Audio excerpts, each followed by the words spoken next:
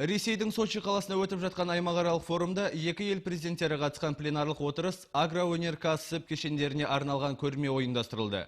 Басты назарда екі елдің президенттері қатысқан пленарлық отырыс болды. Мұнда Владимир Путин мен Нұрсұлтан Назарбаев мұндай кездесулердің маңыздылығына тоқталып, бірігіп шешім қабылданса, басты Еуропаға жалтақтамай өз нарығымызды құруға мүмкіндік болатынын айтты. Сонымен қатар, мемлекет басшылары көп жоспарлы стратегиялық әріптестік орнату жайында да талқылады.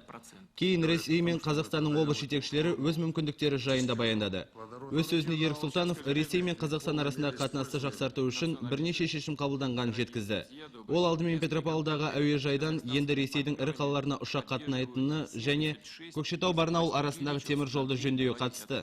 Сонымен қатар, өңіріміз тауар экспортына да көп мән беруде. Наша область ежегодно экспортирует в страны дальнего и ближнего зарубежья. Біздің өңір жыл сайын шетелге 1,5 миллион тонна бидай, 200 мың тонна майлы дақылдардың тұқымын, 150 мың тонна ұн шығарады. Биылғы жылы да теріскейлік диқандар жақсы егінімен мақтана алады. Болжам бойынша шаруалар 5 миллион тоннадан аса өнім алмақ. Облысымызда алқапқа бірінші рет отандық жаңа техника шығарылып отыр. Петропавлда шілде айында Қазтехмаш зауыты комбайн шығарған болатын. Алдағы уақытта аталмыш зауыт өз комбайндарын Ресей диқаншыларына да саудалауға әзір екендіктерін жеткізді. Авагро компаниясының өнімі де орыс елінде сұранысқа жақсы ие. Олар штангалық бұрқақты заманауи технологиялар бойынша жасайды. Соңғы 2 жылда 400 бірлік техника құрастырылып, оның біразы Ресейге экспортталған.